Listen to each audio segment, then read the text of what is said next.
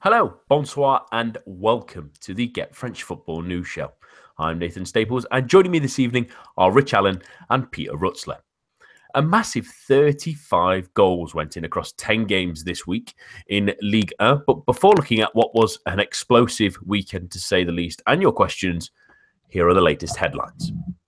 Rennes made it 4 wins in their last 4 in all competitions on Friday evening, with a Jeremy Toulon own goal sealing a 1-0 victory over Bordeaux.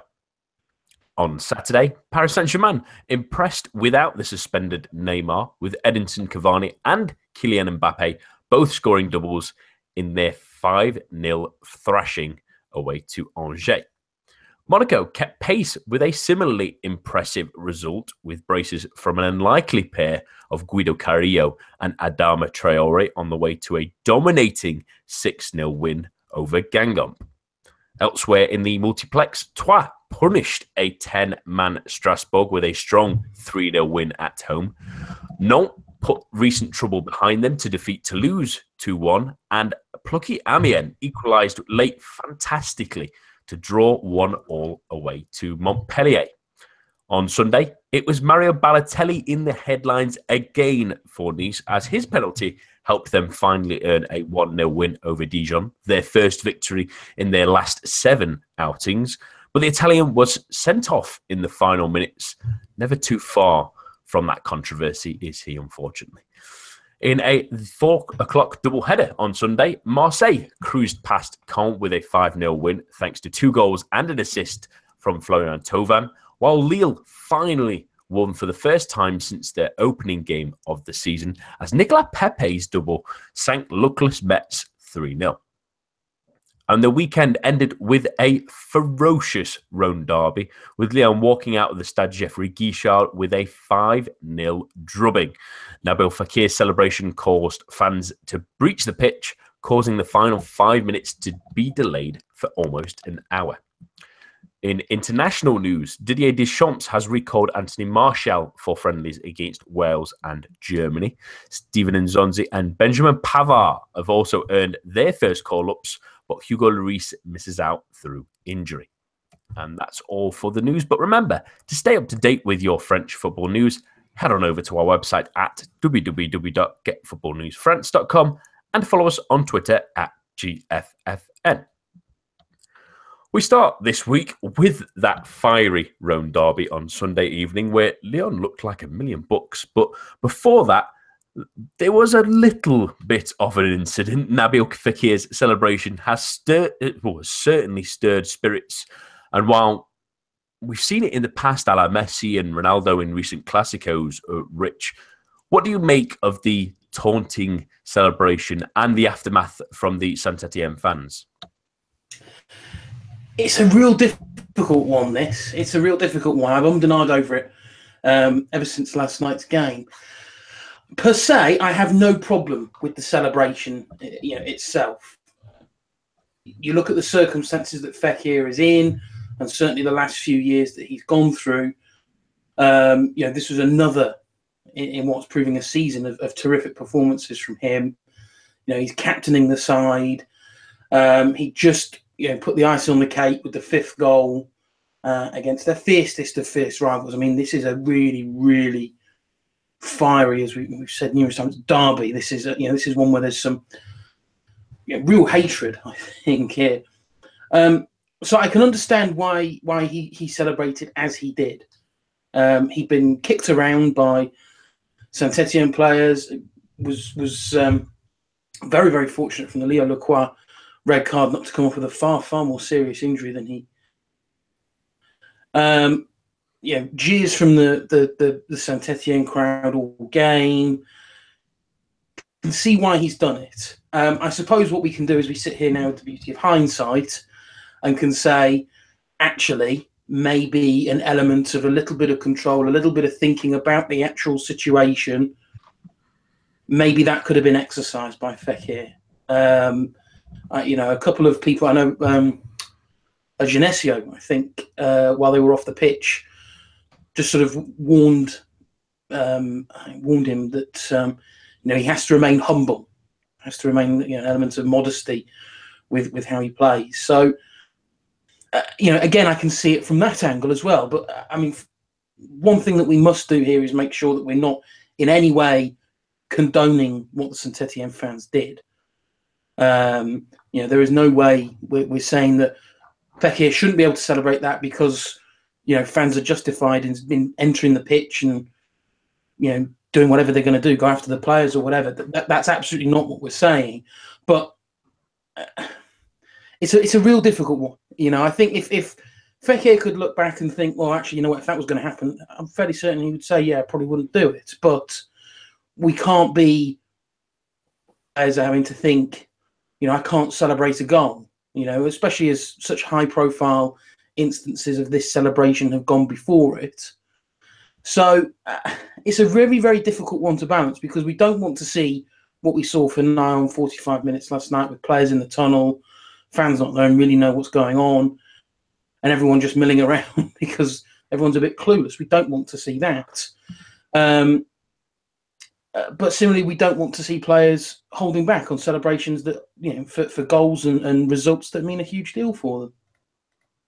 Yeah, I start to think I would hate to start to see that sort of NFL issue that they have at the moment where any sort of elaborate celebration sort of gets punished, but they've relaxed that a little bit. But I would hate to see that in football because, but Peter, the reaction from Saint-Etienne fans was to invade the pitch, and it feels a little bit strange to say that that's not highly unanticipated, shall we say. I mean, we've already mentioned the celebrations in the Classicos, and obviously they caused anger, but not to this degree. Was that maybe a little bit underjudged by Fekir, or are we saying that realistically we shouldn't be saying, "Oh, it's France. This is what can happen"? Yeah, no, I've been umming and ahhing over this, and I've kind of come to the conclusion that there was really not that much wrong with what he did. I mean, at worst, I think we could probably call it unnecessary. It was provocative, yes, but I mean, from my perspective and how I see it is that he can't be held responsible for the acts of the Saint-Etienne fans making their way onto the field. The one comparison that I was thinking about was Emmanuel Adebayor when he did it for Manchester City against Arsenal. I think that was 2009. And he's ran the length of the pitch to run to the Arsenal supporters to make a very provocative statement. I think it's not as serious as that. I mean, it's not to say that it's not provocative. He knows exactly what he's doing by doing so. But in that instant, we didn't see Arsenal fans raiding the pitch. I mean, they weren't exactly happy about it. But I don't think you can hold Fekir responsible for what Saint-Etienne supporters did. It shows a bit of passion. It's a fierce competitive derby. I think the modesty comment from Genesio is a good one. But I would also pair that with what Deschamps said about it as well. Where he said he's not a robot, so he's going to feel the emotions. Like Rich was saying, you have been kicked from pillar to post throughout the game. Very serious injury from the Leclerc tackle. Is it a bit of tongue-in-cheek? Yeah, I'd say it as that. I mean, is it meritable of a booking? Probably, but it's not something that you think you should condemn him. You shouldn't, you should maybe ban him or anything like that. That some have said. I think the only thing you could say, I would call it unnecessary from Fekir. I think as far as I would call it, on the basis of the climate of the game. I mean, this isn't exactly the friendliest game in the world. You had Lyon fans holding up banners talking about incest before the game, and then you've got after 7 minutes there's smoke halting play because it's affecting the goal line technology due to flares. So a little bit of awareness would have been ideal from Fekir, but from this he's now gone to a whole new level of fan adoration,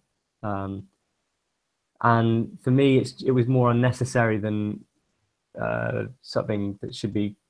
We shouldn't hold him to account fundamentally for what the supporters did, because he can't. The crowd isn't an unthinking mob that reacts to. Things like that. People should know better. That's my standpoint. That's my take on it. In any case, it was a great game though, and I thought Fekir was absolutely outstanding, and he merited a celebration. like the one he gave. Yeah. I think I have two final points really on this before we focus more on the game, and that's that when he does take his shirt off, he knows he's going to get a booking, but it's the fact that what makes me laugh about it is he takes off the captain's armband. It's so determined to do what he wants to do that he's thrown that armband willy-nilly. He's not bothered about that anymore. He's taking the shirt off. It's premeditated in a way, and I can see why Saint-Etienne fans would get incredibly annoyed and why they would probably try and jump the barriers, but that does not excuse them from any blame. They shouldn't have done. In fact, the flares in the second half, as Peter mentioned, that was irritating enough as it was after that red card we saw, and we'll come on to that in a little bit. But I do really like the banter from the Lyon Club supporters shop, if you've not seen it already. They've got Fekir's shirt on one of the mannequins, and the mannequin, instead of having it on usual, he's holding it up as he was like yesterday evening. So it's a lovely bit of sportsmanship, shall we say, there. And I'm pretty sure these Les Bleus fans and Les Bleus players will be absolutely ready to head to Lyon and later on this season and try and get their revenge. But Rich, let's turn our attention back to the game at hand, really, in this one. And we said that a Rome derby would be exciting, but we also said on the preview show that we were a little bit fearful that this would be not just a coming out party for Lyon, but a bit of a bad one for Saint-Etienne. We'll come on to Oscar Garcia's men in a moment, but Lyon are absolutely on fire at the moment, aren't they? They are. They're a real joy to watch at the minute. There's a good solid base to them now, which has allowed that front four to really express themselves. You know, all four were on the score sheet last night. At varying times, I don't think we've seen perhaps a game where all four have looked absolutely fantastic at the same time. And I think perhaps a few Ligue 1 teams will be fearing when that day happens. But what we're seeing now is on a regular basis, 1, 2, 3 of them performing very, very well. And I think probably last night was as close as we've come to so far this season, with all four firing on all cylinders, because they looked very, very dangerous going forward. Aided, I think, somewhat with some quite un-Saint-Etienne-like defending, shall we say. But that front four, Depay, Mariano, Fekir, and Traoré, they're looking really, really gelling really well. What I'm liking is there seems to be an understanding, I think, between everybody about what their role is, where they're going, what they're doing, where the other players are, and they're really starting to gel.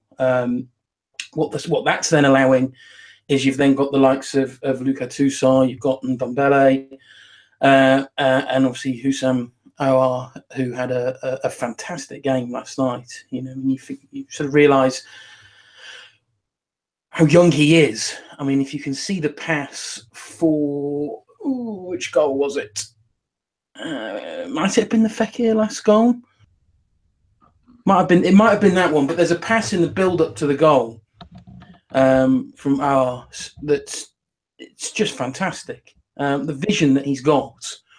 How many times have we spoken about a young Lyon prodigy coming through their system? But he is another one, and he is one that everybody should be keeping a very close eye on. But by that front four performing that they're doing, it's allowing those players behind them slightly freer role. They know that they don't have to push forward, they don't have to join in with every attack, but they know similarly as well that when they do, they've got the players there who can finish the chances or can assist with creating more further chances. So Genesio at the minute, I mentioned his comments earlier about perhaps curbing Fekir's modesty, shall we say. That's not actually adhered him very well to the Lyon fans, but I think if they can actually analyse what he's done to this squad, considering the major changes it went through over the summer, he's done a really A+ job.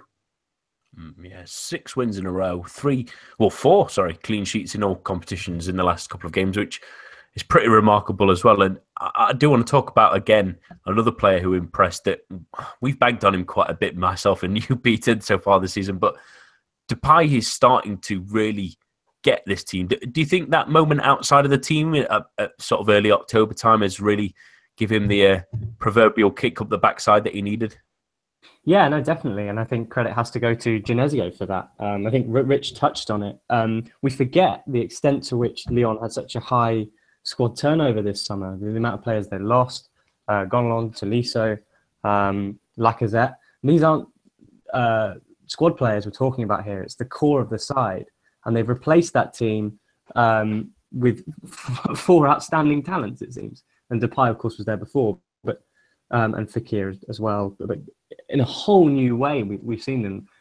Obviously, Genesio's man management of Fekir, giving him the captaincy, obviously taking to a whole new level. And then, as you were saying, Memphis Depay. And I do think leaving him out the side was very astute from Genesio.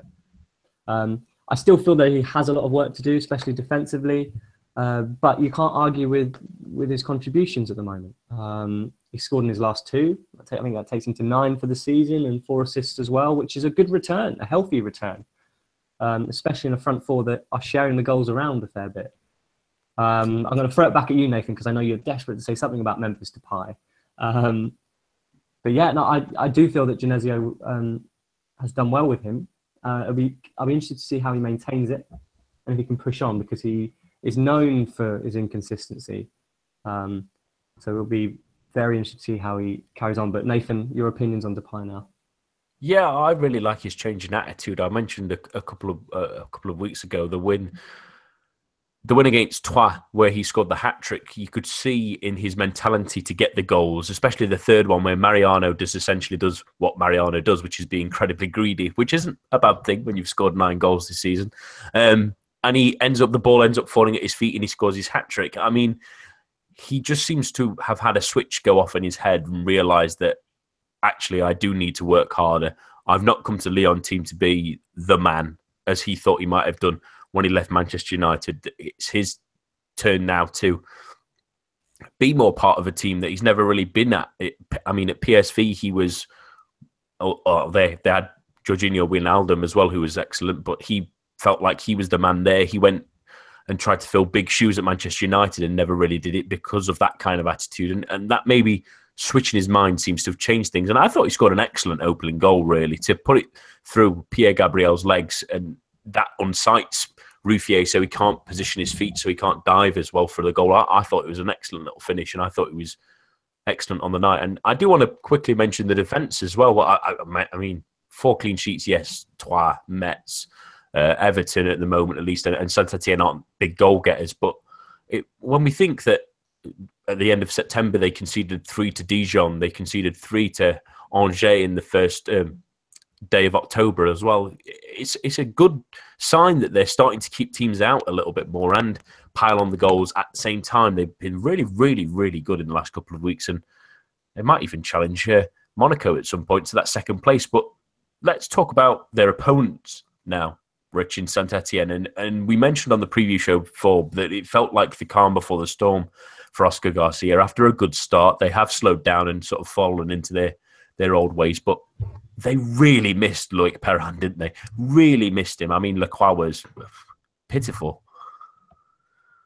They did. I mean, to start with, you looked at the starting 11 that was picked, and it just screamed Galtier. The players that were picked, the formation that it looked, it wasn't a starting 11 to me that said we're coming up against our fierce rivals, we're at home, and we want to go out and win. For me, it was very much a case of, well, we've got a bit of a couple of holes in the team. We've filled them with some, half decent players. Let's perhaps see if we can come away from this with a draw. It was almost a away team mentality. Not what you'd expect when you're playing your biggest rivals in front of your own fans. So it was incredibly disappointing from Saint-Etienne. They absolutely missed Perrin. They missed the organisation that he brings to that defensive line. But they just offered so little. From the minute that Hamouma miscued that corner, which led to ultimately Lyon's opening goal, they just seemed to give in. There was so little from them. It's not a performance you'd expect. The circumstances, the scenario that those players were in, and maybe it's because Oscar Garcia hasn't got familiarized himself with how big of a game this actually is for, well, certainly the fans, and maybe that's the case. Maybe he just completely misjudged it. In which case, then he certainly won't misjudge it again. But it was not good. It really wasn't good. And yeah, as you mentioned in the question, early part of the season, we thought we'd seen some progress from the sort of Galtier era. Slightly more attractive style of play. Dare we say, a bit more attacking. It seems that all of that work has been undone over the last few weeks. We're back to the Saint-Etienne where everybody's watching them. They're stodgy. They're so not creative. It's not good to watch. And what they're finding now is what worked under Galtier, that style of play, doesn't seem to be at the minute working under Garcia. So he's really got to try and work out, what was it that at the start of the season that he was doing that he's not doing now. There's going to have to be, I think, some positive recruitment come January, because this is a Galtier squad still, and it's somehow over the last few weeks gone sort of regressed, I suppose, from what Galtier had. So there's big work to do, and this has to be the trigger for those kind of questions to be asked. Yeah, 1 win in 7 as well in all competitions for Les so far, and that 1 win coming against Metz, which isn't too hard to do at the moment, really, in all honesty, and not to try and shame Metz too much. But very quickly, really, Peter, I do kind of want to pick on him, because Leo Lacroix really had an awful game, really, in all honesty, and it might be a little bit harsh to pick on him being in, but also I don't get the decision to leave out Florentin Pogba either. He comes on anyway after the sending off, just before the sending off, so it's not even a reaction to that. He's fit enough to be on the bench. They have an international break coming up that obviously he won't be a part of. It's probably Saint-Etienne's biggest game of the season. I can't imagine a bigger game they'll have. The decision to play Lacroix over Pogba, even if he's half fit, showed that it was an error in judgment, doesn't it? Yeah, it does. I mean, hindsight is a wonderful thing, I guess, but Lacroix was awful. I don't think. I think without Perrin in the side at the back, they lacked organisation. I think Théophile Catherine wasn't that good either. Didn't exactly cover himself in glory alongside him. The tackle on Fekir was atrocious as well. I mean, it's one of the rare examples where we saw some kind of passion from what seemed to be a very lackluster Saint-Etienne side.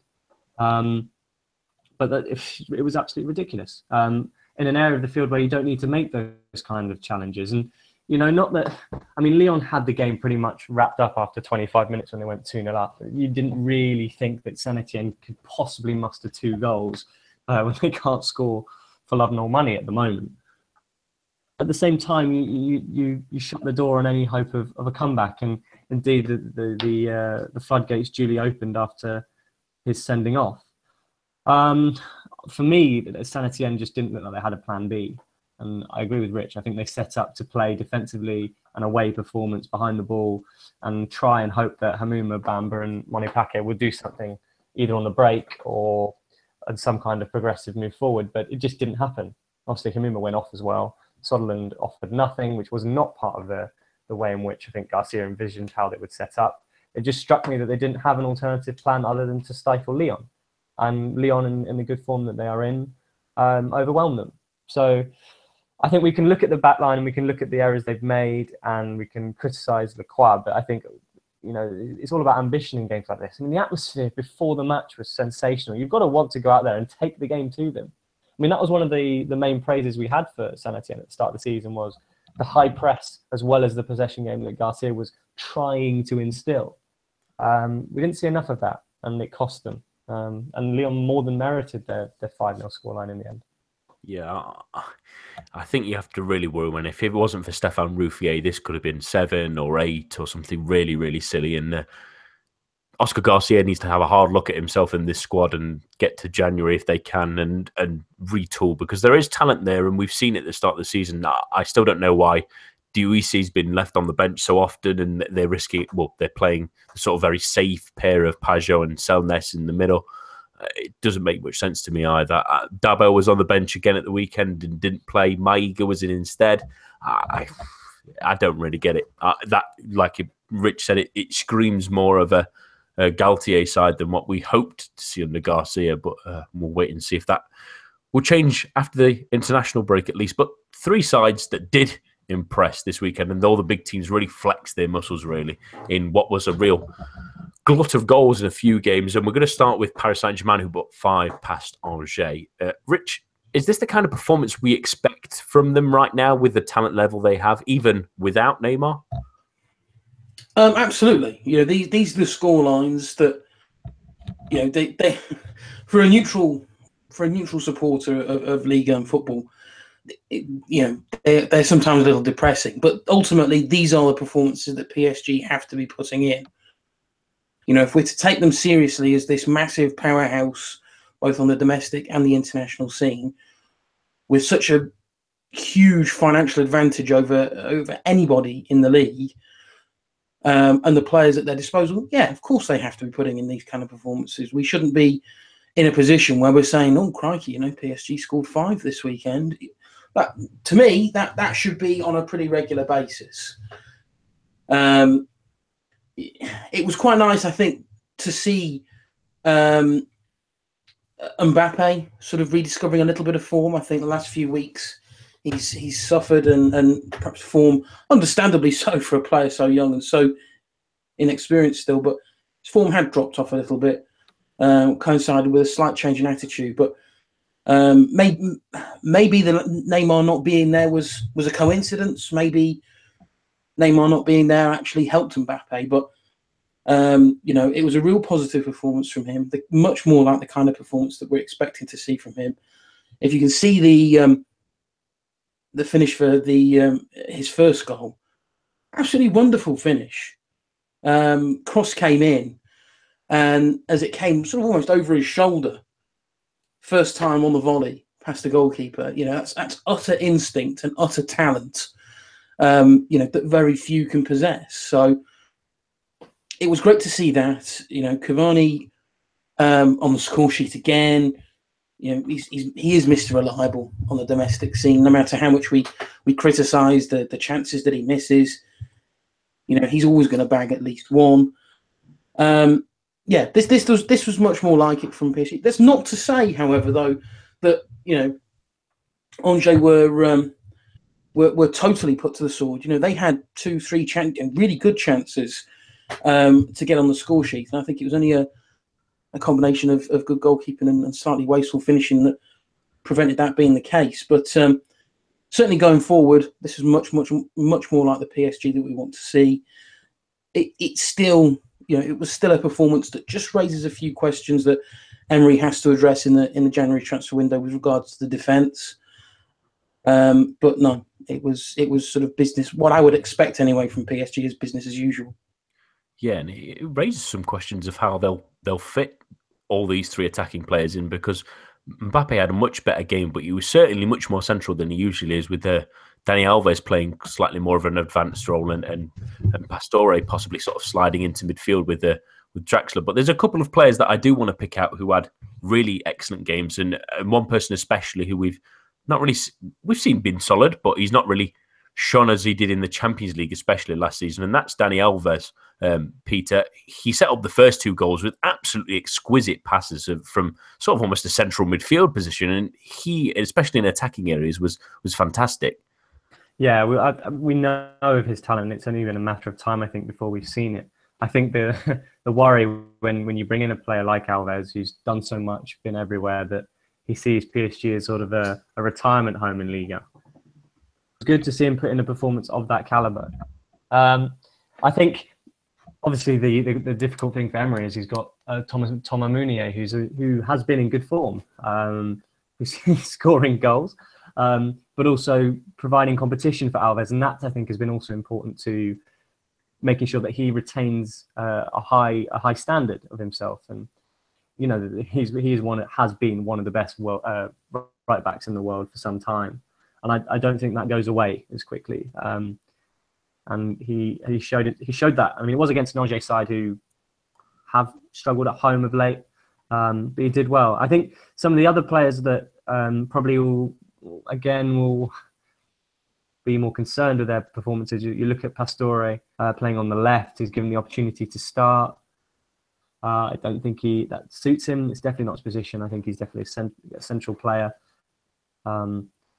Draxler again in the middle did get on the score sheet, a really well taken goal, but again, I don't think he's a central midfielder by any means, which is one of those key questions. I wonder if Pastore may be better suited to the middle instead of him in that position and put Draxler out wide. But I thought Rabiot did well as well in holding midfield. It seems like he's learning that position. I think he's come to the realization that he may have to learn that with probably repeated absences of Thiago Motta, who won't be able to sustain himself this season with his age. So there are a number of positives for PSG, I think, from that game, and I feel like they've reached sort of a cruise control. You know, they're purring at the moment. They've finally found this plateau on which they're now just dismantling sides and they're building up gradually, and we're seeing that attacking potential. And and I think that with players like Dani Alves in your side, he's such an asset with Mbappe, because Mbappe is definitely not going to stick on the right hand side. He's a right-footed player who wants goals, and he's not an out-and-out winger. So that does give Alves license to get forward, especially against a side like Angers. That he can take full advantage of that, and he did. Yeah, and I think you brought up a couple of good points there, Peter. I agree with Rabiot. I thought he was excellent as well. He does really well in that defensive midfield role of still bringing the ball forward when he needs to and joining through the attacks, which is really crucial, especially in the modern game with the two central midfielders, usually in a 4-2-3-1. And I'm actually going to say that I'm really pleased with Emery playing Draxler in a more central role more recently, usually as that 4-2-3-1 really, but he played more in that sort of a midfield three in this one, and I think he's much better centrally than he is out wide. I think he's much more effective. He has more control of the game. He can see much more of the field. He can play his passes. He can find those attacking areas and those little runs in behind. He's much, much better. I still can't believe so many teams try to play him out wide, like the Wolfsburg and his start at Paris Saint-Germain. He's a much, much better player in that central area, as he showed at Schalke and for Germany in the past as well. The team that put the most past anyone this weekend, though, was Monaco with 6 past a gang up side. They've been a bit middling, in all honesty, this season. But, Rich, this was a relatively, well, what some would say, an understrength Monaco side. That, you know, there was no Falcao.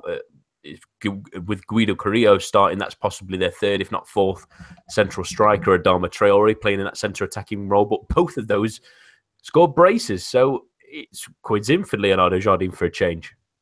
It is. I think on paper, this could have been quite a tricky game. Guingamp have proved over the last few seasons to be something approaching a bogey team for Monaco, especially at home. But it was a very professional performance. It was much more like the Monaco that we saw last season, that were just relentless. They weren't happy to be, what were they, 4-0 up at half time. They maintained that pressure. They maintained that momentum.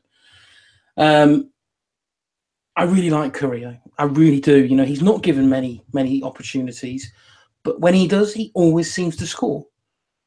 And there's going to be people that can find this kind of stuff. He always seems to score braces as well.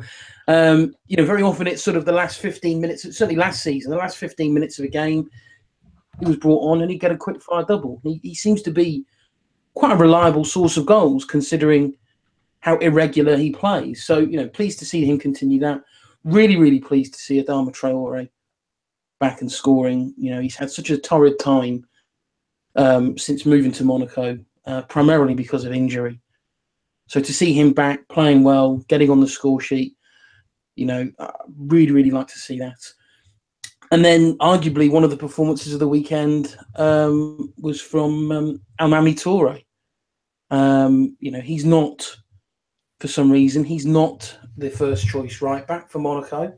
For how much longer that will last, I don't know, because it was an absolutely fantastic performance from him. I think he got 3 assists in the game, which from right back's pretty good going.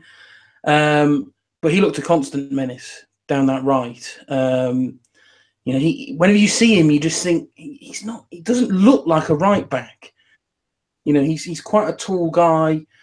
Seems more suited, certainly in appearance, to be at centre back. But it just works. He really put in another excellent performance. And I don't think it can be too long before Jardim has to seriously start asking himself, you know what, this could be my guy to actually to really put Sidibe under serious pressure for that starting role at right back. Big opportunity, I think, with Sidibe not currently in the side. And on the basis of Saturday's performance, he took that opportunity with flying colours. Yeah, I agree. I thought it was really excellent, to be fair. And kudos to him in those kind of roles where he's only getting a couple of games here and there. I mean, Sidibe's probably still the number 1 right back. He's really impressing. But there were a few really good performances, really. And one player that, again, stood out. He scored 3 in 3 appearances now so far. I know he scored 2 in this one. But Adama Traore, Peter, he was the man really out in the cold for quite a bit through injuries and through different pieces and bits here. And while he's only getting a couple of little appearances now and again, he's showing that bit of talent where when he was bought from Lille, we always thought he kind of had.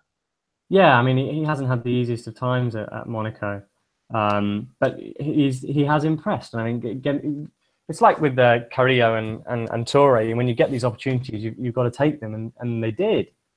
For Jardim, that's great because it shows that they've still got that strength and depth. They've struggled in Europe. I mean, when we look at in the Champions League and how underwhelming they've been, and that's almost been, clearly they haven't got the same strength and depth that they've had before. But I don't think that's the case, and I think that's what the results showed. I think you could make a very strong case, say, if they do fall into the Europa League, that they could actually go quite a long way in that competition. It seemed as though in the Champions League they were a bit, rabbit in the headlights. A few players in starting positions early in the season, still adapting and adjusting to the changes. But I think Almami Toure is another one of those names you can throw in now as an option for Jardim, and that's the key thing for him. And it is good to see him doing well, especially it's nice to see him do so well when we expected so much from him when he joined from Lille. Absolutely, and like I say, it's good to see these squad players really shine out. And I just hope that Boschilia could get maybe a game or something like that, just to get him a bit more fit. Because when he did have little appearances last season, he was excellent. But Carrillo as well, I've always been a little bit down on him. But in this game, he was fantastic, and fair play to him. It must be really tough to see Falcao and Germain and Mbappe in front of him last season, and now he's got Jovetic and Falcao still there, and even a preference for Keita Balde to play centrally when those two are out. But it's good on him to get a nice good double and a great first goal as well. Finally, we move on to the other team that scored over 5 exactly in Marseille against a Caen side that have been pretty good this season, really. And I'll throw this one to you, Peter, really first. It's a pretty impressive result for Marseille, given that they're continuing that kind of momentum they built from the draw against Paris Saint-Germain. Yeah, we've made a habit of criticising Marseille, but at the moment they're doing quite well. They're stringing together a number of good results, and I think in attacking positions against Caen, and I mean, we're talking about a Caen side who aren't struggling this season by any means. They've been very solid. They've scored a lot of goals. They've got a lot of attacking potential as well as their defensive solidity. They seem to take them apart with relative ease. I think, which is quite surprising in that you still get that feeling that they're a little bit disjointed. But that said, it seems that they have taken stuff from the PSG game and moved forward. And I think above anyone else, in that team, Luis Gustavo for me looks a completely different player. I mean, at the start of the season, he was awful. He was off the pace. His passing was sloppy. Now he's almost commanding games, and he's also scoring goals, which I didn't think was something that he had in his locker. We saw the best of Florian Thauvin again. He's been very consistent this season, and how important he has been for them in putting together the run of form that they're now in, and keeping them very much in touch with the top four. It's such a stark turnaround, from when they went to Monaco and were absolutely battered. It seems like there is a sense of stability there, that they are adjusting to the changes, and there is some quality in that side, and they have that sort of core of attacking play in Thauvin. In midfield you've got Gustavo, and then at the back you've got Steve Mandanda, and we can't underestimate his influence either. I mean, he was player of the month last month, and it was very much deserved. His goal has been peppered. One player who has wholly underwhelmed is Kostas Mitroglou, who could have had a hat-trick in that game, but somehow conspired to miss 2 glorious chances, and they'll definitely want more from him, especially when you've got Clinton and G on the bench, who started the season really strongly. Saint-Germain has also fallen out of contention. Looking midfield, you've got Maxime Lopez, who hasn't had a look in, so there's options there as well, which all bodes well for Rudy Garcia, and it's the storm seems to have passed now, and that PSG result was key to that. Yeah, absolutely. And another player who's really impressed over the last couple of weeks, and don't check Marseille Twitter because they will crown him as the best player in Ligue 1 at the moment for some strange reason. But Luis Gustavo, Rich, has been more than a defensive midfielder for them at the moment, hasn't he? He's sort of become an all-encompassing player that they kind of needed in the middle of the park. Well, he's almost become the sort of team inspiration. When the sort of chips have been down, they've looked to him to sort of get the troops going again. And I sort of tweeted soon after the game that for me, Marseille so far this season seem to be Mandanda, Gustavo, Thauvin. That's it. That's basically it. It's without those three, they'd be towards the foot of the table. They need the rest of the players to start contributing more. They can't go the whole season relying on a combination of those 3 players to dig them out of various holes, because those 3 players have had to be fantastic because other players in that squad are not performing at the same, or at the required level, I should say. But Gustavo, you look at the performance he put in against PSG, you look at the performance he put in against Caen at the weekend. It's everything that you want from a midfielder. That sort of deep line midfielder. He provides that defensive protection, and boy, at times do they need it. But as Pete was saying, he's added goals to his game. He's a threat going forward. It was another smart finish to go with his goal against PSG. It's great to see from Marseille's perspective. That's the kind of player that drives them forward, that gives the whole team a real confidence boost, that they've got a player who's going to take the game by the scruff of the neck and just run with it. And that's something that they've been crying out for what seemed like quite a long time. And from that, you can see that Thauvin is prepared to step up. Mandanda is always going to be quite, is a reliable presence. But, I think Amavi's game's improving. And what I'm hoping is that those kind of players who've got that little bit more experience, or certainly experience at Marseille as well, with Thauvin been there a few years now, is that will rub off onto the rest of the squad. I think that's what Marseille are going to need, is slowly but surely, I think most players are coming up to speed. Rami is looking a little bit more like a, semi-decent defender all of a sudden. You've got Sakai, who's never, ever going to be anybody's star right back, but he's putting in solid performances. And that's what this Marseille side is starting to do. There's a lot of work that's needed to be doing, I think, to repair some quite fragile mindsets at that club. And I think what they're starting to do now is those base building blocks have started to be put in place. There's a lot of groundwork that you can see is being undertaken at Marseille. And a player like Gustavo is certainly one that's leading the way. Yeah, absolutely. And it's good that they can bounce back really from their defeat in midweek as well, and put that whole ever a kicking incident as far behind him as possible. But next week, again, is the final international break, at least until the new year when they go again around March time. And it's time to focus really on positives for a change. And it's nice to see some new faces and some old ones that we've wanted to see return. So let's have a look at a couple of those. And I'll start with the big headline one, at least in England, Peter, and that's Anthony Martial returning to the squad. What do you think to him being back in the lineup? It's an opportunity for him. I think he's deserved his call up. Deschamps is very consistent normally with his options, and I think his hand has been forced a little bit. You know, there are a number of absentees. So you've got Thomas Lemar not there, Dembele, Pogba, Payet as well.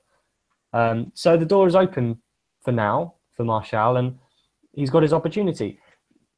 I can see why Deschamps hasn't really been fully convinced by him, due to the fact that he doesn't start every game for United. But what Martial has added is this, I think it's a steeliness to his game. That's how I'd probably describe it. Before, you'd have this player come on, he'd sulk a little bit. You know, you could see he's trying, but it's just, if he didn't come off, his head would drop. It seems like he's going out when he comes on for games. He does mainly come off the bench, or when he does start, he wants to grab games by the scruff of the neck. He wants to take them to the opposition. He wants to show them, you know, I'm one of the best left wingers. Well, if not in the Premier League in France, and maybe beyond that. So, I mean, he scored 7 goals already this season, and not necessarily from starting position. So, does he deserve to be there? Absolutely. And he's got to take this as an opportunity, because he may not get many others, especially with the attacking potential that France have got. So now is your opportunity to get your head down and replicate that solidity, that sort of determination, I think, that he's now added to his games, you know, to impress Mourinho and to force his hand and say, you can't keep leaving me out. You've got to keep playing me. I've got to be the first option from the bench. I've got to be an option for starting games. I'm a match winner in big games, you know, the goal against Spurs. So that merits inclusion. And I think this is a really good opportunity for him to take that form, to take that mentality and throw it at Deschamps and say, look, I can offer you this as well. So it's a good opportunity for him, but it's one I feel he'll need to really impress him because of those absentees who I think will go straight back in ahead of him. Yeah, I do have a slight bias, but it is nice to see him back in the squad, especially, like I say, I think he's an excellent option off the bench for France as well. He's shown that for Manchester United, even though he's not starting a whole of games, although he tends to be a regular in the Champions League.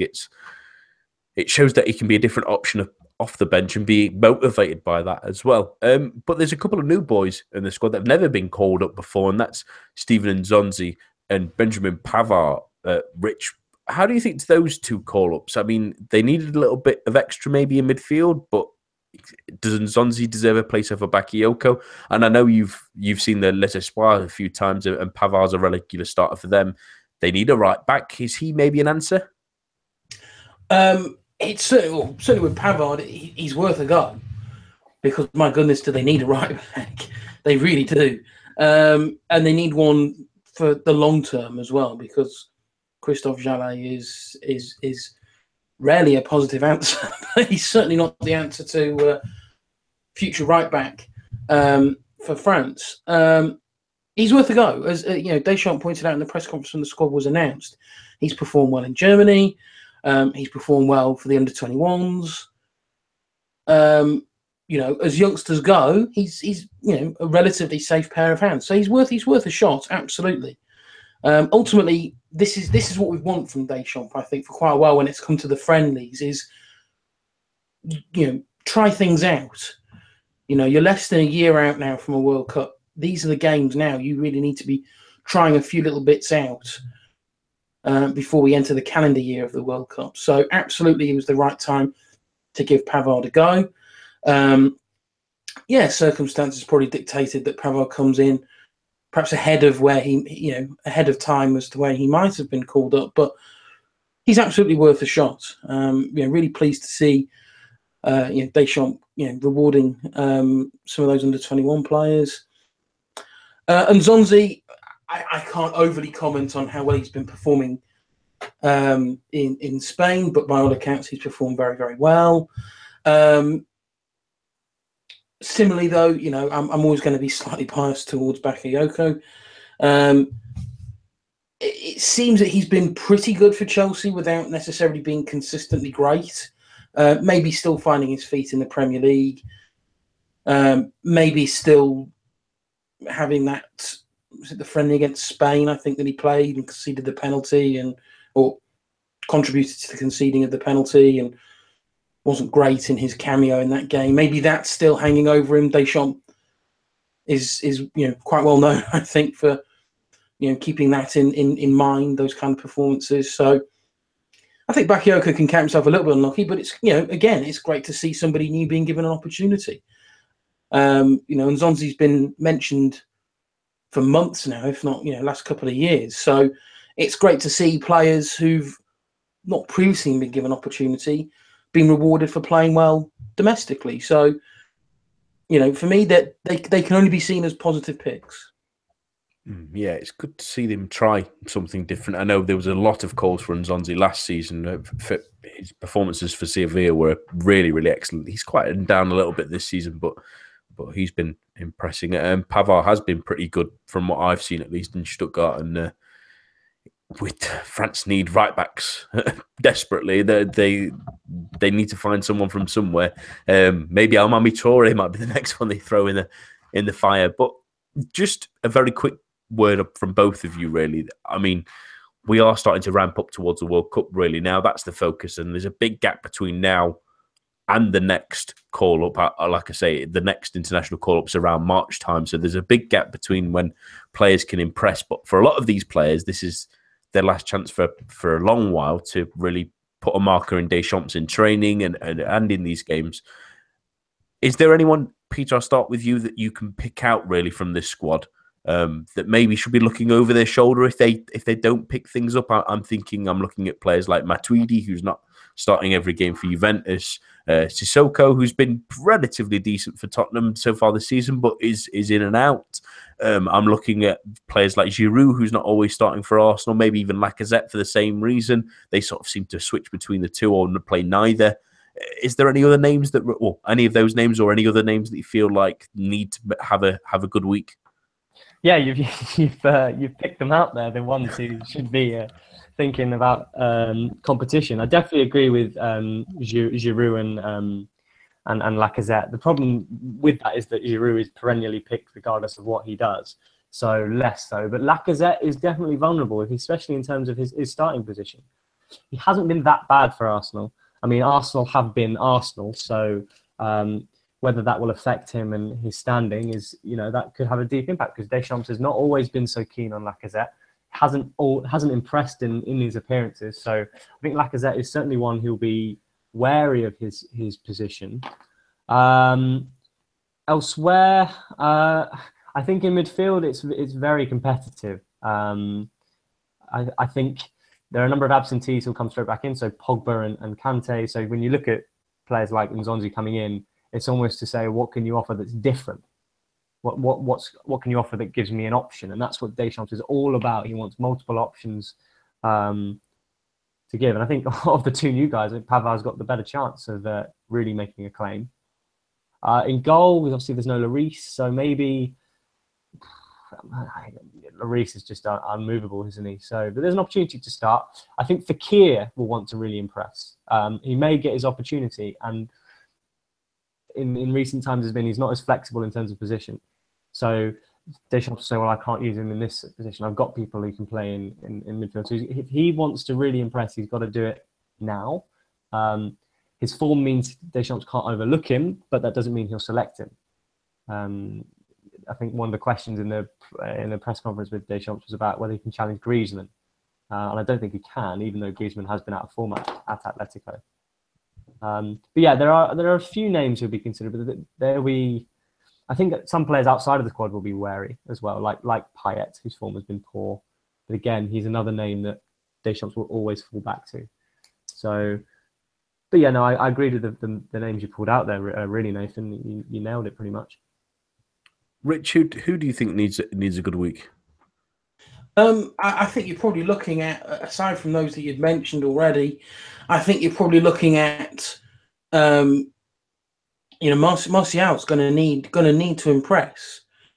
You look at that attacking group that's been selected, and there's some big names missing there. That will be expected to come back in. I mean, I think the two big ones that certainly I think once they're fully fit and on form, that will be back into that squad of Lamar and Dembele. Payet will always be there. I don't think he should be, because I think he's not been great now for probably over a year. But as Peter said, he will be there or thereabouts. So you've got potentially 3 players there to come back into that attacking group, and you look at that attacking group and you think, okay, so there's potentially 3 players, certainly 2, I would say, that are going to miss out. Well, you look at Griezmann, Thauvin, Coman, Giroud. They're probably pretty close to being certainties. You've then got Fekir, who's been recently brought back into the squad, who's got to impress. Martial, who's only just been brought back into the squad, who's got to impress. Lacazette's going to have to take whatever opportunity comes his way. Mbappe. Mbappe, of course, is going to be a certainty as well. So there's going to be those players in that squad, and it's going to be the likes of Martial, it's going to be the likes of Fekir, and the likes of Lacazette, who are going to think, one bad performance in a friendly game, or if Deschamps gives me the not so subtle hint of not even playing me, or not giving me the opportunity in these friendly games, they're going to have to think, my World Cup spot's at jeopardy here, because there's certainly 2 top class players who are almost certainly going to waltz back into that that squad. So for me, though, it's those kind of players. I think those kind of players who are almost filling the void for those that are currently out, that are going to be the most nervous. Can I chip in quickly before we move off France? Because one name that I've noticed, we talked about him before, but Aymeric Laporte is continually being overlooked. And I mean, for this squad, I know Deschamps is all about balance, and Pavard is brought in as a fullback, but he's still got the option to play for Spain, and he is a very, very good defender. And I think France might be at risk of losing him. And I think this sort of break at this point so far in advance would have been good to have tried potentially bringing him in and giving him the opportunity to impress. So I was very surprised that Deschamps didn't take that, because if they lose him to Spain, that could be a huge loss. He's perennially linked with the likes of Barcelona and Manchester City last summer. So just to throw that in before discussing. It's an interesting one, I think, Laporte, because he's been decent for the under-21s. He's been very good in Spain. The problem is, I suppose, is who do you drop from the 4 centre backs that he's got? They're very good centre backs that he's picked. There's a huge crop of very talented young centre backs coming through the ranks at various youth levels. I personally think Laporte's just going to be just a very, very, very, very unlucky in the timing that he's come about. And to be honest, I'm bracing myself that I think they will lose him to Spain, because if he's not picked in these friendlies, even if they're friendly games, so he can play, but he's still then eligible for Spain. It's ultimately the World Cup games now that you've got to focus on if they're going to nail him down as a French international. If he's not picked for these games, I don't know how you can then, unless there's a severe raft of injuries, I don't know how you can justify bringing him into the World Cup squad. Yeah, and I would have just very quickly mentioned that the Bilbao have been pretty awful so far this season. That's maybe also hurting him as well, even if it's not necessarily completely his fault. It never should be in a team game. But when your club's not doing particularly well, in fact, they've been playing some awful football at times this season, which is strange to say for what can be quite an attractive team, but they've not been very good at all so far this season, which might be holding him back, really. We'll finish this week with our Ligue snapshots. I apologise that we won't get many questions in, really. We're already pushing for ourselves for time a little bit this week. So I'll start with you, Rich. What's your Ligue snapshot? 2 very quick ones from me. 2 goalkeepers.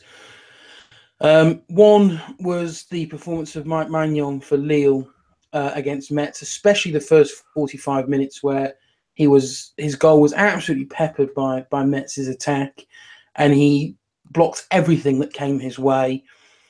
It was absolutely the bedrock for their eventual 3-0 win, and arguably was a 45 minutes performance which potentially could have saved Bielsa's job, maybe.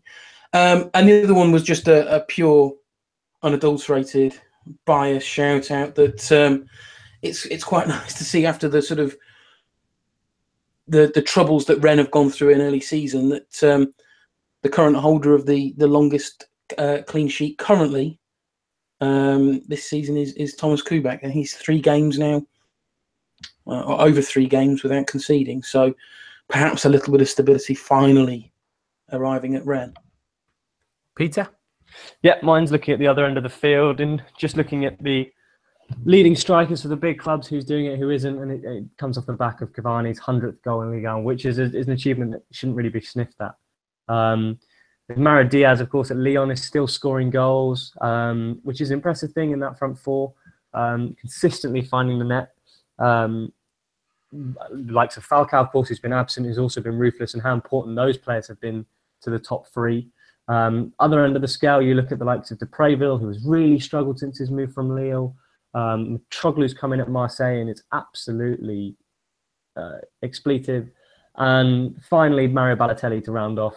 Mario Balotelli being Balotelli, scoring goals, still consistent with his goals, and also bringing in the red cards. Although I do think it was a really harsh red card this weekend for the Italian. Yeah, I think I remember seeing Rich on Twitter saying the same. It's a really harsh red card, and he played pretty well in that game as well. He had another chance where Gilaboggi did really well to get himself back into it, where he sort of chested it round him, and it's a bit of a shame that a decent performance again is heralded because the referee can't keep 11. I think he's been excellent for Nice in a Nice side that has really underperformed, and they've actually become relatively reliant on him. Which you would have never guessed a couple of weeks ago, I would have said. I want to finish with what should have finished. Well, what finished the Montpellier Amiens game? I mean, slightly under the radar game. Let's say that the fact that there wasn't many Montpellier fans in the stands either, but they go a goal behind. But Danilo Avila scores one of the best goals you'll see this season. He won't score a better goal in his career. I can absolutely guarantee that. He's been around Germany and Italy in the past, but he scores an absolutely wonderful goal. It's a dream. It's the kind of goal that when you go to sleep and imagine that you're going to score the goal in the FA Cup final, it's that kind of goal. It's an absolute wonder strike. He's got his back to goal initially as it comes out from a sort of a free kick. It's headed back away. He's facing the wrong way, and he almost tries to hook the ball back in sort of a scissor kick fashion, and it floats wonderfully into the top corner. It's an absolutely wonderful goal. If you've not seen it, do seek it out. It is absolutely worth the price of admission. He couldn't quite believe he'd scored it from the looks of the celebrations, really, but an absolute wonderful goal. And you, does it beat the Fekir one from earlier this season? It's not far, you know. The technique in it is ridiculous. Honestly, please, if you all are listening, do seek it out. It's an absolutely stupendous goal. What a perfect way to finish, because that's all we have time for this week. My thanks to Rich, Peter, and all of you listening at home. There'll be no preview show on Thursday due to the international break, but the main show will be back at the same time, same place next week. A bientôt and goodbye.